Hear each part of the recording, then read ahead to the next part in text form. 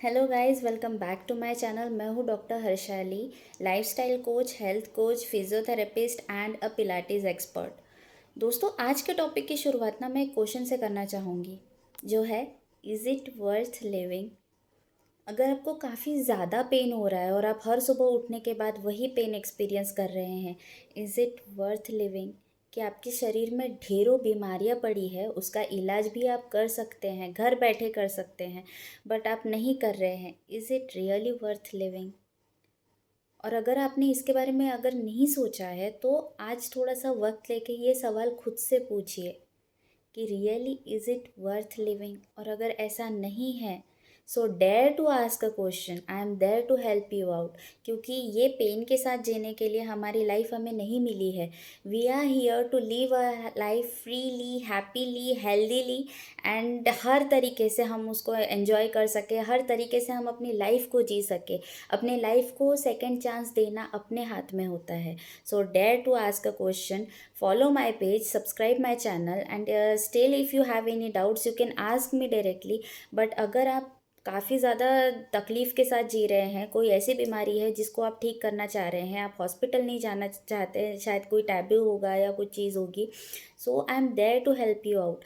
But पहली चीज़ आपको हिम्मत करनी पड़ेगी और अपने कंफर्ट जोन से इस तरीके से जीना आपको पहले बंद करना पड़ेगा।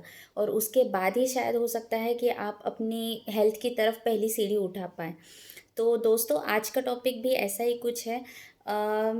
मैं आपको बताना चाहूँगी कि मैं खुद कहती हूँ कि मैं मेडिकेशंस पे बिलीव नहीं करती हूँ, और मैं खुद किसी को मेडिकेशंस रेकमेंड नहीं करती हूँ। लेकिन आज की जो डिसीज़ है जिसके बारे में मैं बात करने वाली हूँ, वो चीज़ ऐसी है कि आप कितना भी फ्रूट्स खा लोगे उसको सही नहीं कर पाओगे। क्योंकि इसमें हमारा सेकंड पिलर काम आता है, जिसका नाम है इंटरस्टिशियल सिस्टाइसिस। इसको हमने ब्लैडर सिंड्रोम में कंसिडर किया है, क्योंकि बेसिकली ये जो होता है, ये इंटरस्टिशियल सिस्टाइसिस, ये पेल्विक पेन में इसमें काफ़ी ज़्यादा होता है। पेल्विक प्रेशर, हम ब्लैडर प्रेशर काफ़ी ज़्यादा एक्सपीरियंस करते हैं, ब्लैडर पेन काफ़ी ज़्यादा होता है, इसीलिए हमने इसको ब्लैडर सिंड्रोम में कंसिडर किया है। तो पहले मैं आपको एक नॉर्मल मैकेनिज्म बता देती हूँ कि हमारे यूरिनरी ब्लैडर काम कैसे करता है। तो दोस्तों, ये एक मस्क्यूलर हॉलो यानी खोखला होता है ये अंदर से, और यहाँ पे हम जितना पानी पीते हैं तो यहाँ पे यूरिन स्टोर होके रहता है। अब जब ये ब्लैडर की कैपेसिटी फुल हो जाती है, ये पूरी तरीके से भर जाता है, तो उसके बाद हमारे सिस्टम को, हमारे ब्रेन को एक सिग्नल जाता है, सेंसेशन जाता है, जिसके कारण से इसको वॉइड करने का यानी खाली करने का आदेश मिल जाता है। अब जिस तरीके से यूरिन खाली होता है, उसी तरीके से वो फिर स्पिंक्टर क्लोज हो जाएगा और यूरिन भरता रहेगा। तो ये एक नॉर्मल मैकेनिज्म होता है। लेकिन इंटरस्टिशियल सिस्टाइसिस में ऐसा होता है कि ब्लैडर में सूजन आ जाती है, काफ़ी ज़्यादा इरिटेशन होने लग जाता है, जिसके कारण से सिग्नल मिक्सड अप हो जाते हैं। और हमारे ब्रेन को सिग्नल्स काफ़ी, मतलब अगर ब्लैडर पे प्रेशर है, साथ ही साथ में ब्लैडर सूज गया है, तो कैपेसिटी भी कम हो जाएगी। तो थोड़ा भी यूरिन अगर प्रेजेंट रहेगा तो फट से ब्रेन को सिग्नल पहुंच जाएगा कि ब्लैडर को खाली करना है। और फिर उसके बाद में फिर से ब्लैडर, मतलब छोटे यूरिन में ही ब्लैडर खाली करना पड़ जाएगा, और वो भी यूरिन पास करने के टाइम इतना काफ़ी ज़्यादा तकलीफ़ होता है। और साथ ही साथ में आपको पेल्विक पेन भी महसूस होगा, पूरे लोअर एब्डोमेन में पेन महसूस होगा आपको। आपको बार बार अर्ज आएगी कि मुझे यूरिन पास करना है।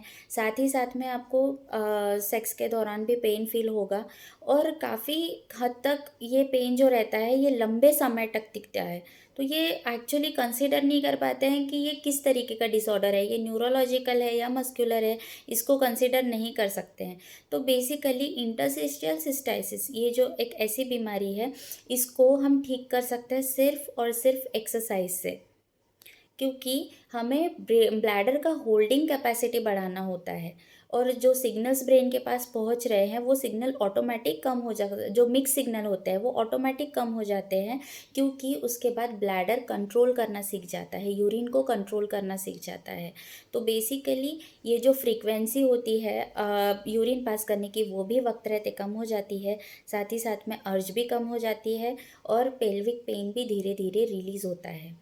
और इसको पहचानने का एक तरीका, जब आप यूरिन पास कर रहे होते हैं तो आपके ब्लैडर पे आपको रिलीफ फील होता है, लेकिन जैसे जैसे वो ब्लैडर भरते जाता है आपको काफ़ी ज़्यादा पेन इंक्रीज़ होने लग जाता है, जिसके कारण से और ज़्यादा अर्ज आती है कि मुझे यूरिन पास करनी है। तो बेसिकली ये तरीके का जो डिसऑर्डर होता है उसको इंटरस्टिशियल सिस्टाइसिस कहते हैं। अभी इसके लिए जो एक्सरसाइज का नाम होता है वो है कीगल्स। और कीगल्स एक्सरसाइज आपको मेरे इंस्टाग्राम पेज पे एक्सप्लेन फुल तरीके से मिल जाएगा। आपको बस वहाँ जाके एक बार सर्च करना है। एंड साथ ही साथ में पेल्विक कर्ल जैसी एक्सरसाइजेस होती है, पेल्विक कर्ल हो गया है, ब्रीजिंग एक्सरसाइजेस हो गई है, साथ में बॉल प्रेस हो गए हैं। ये जो सारे एक्सरसाइजेस है, ये सारी एक्सरसाइजेस आपको मदद करेंगी यूरिन होल्ड करने की कैपेसिटी बढ़ाने के लिए।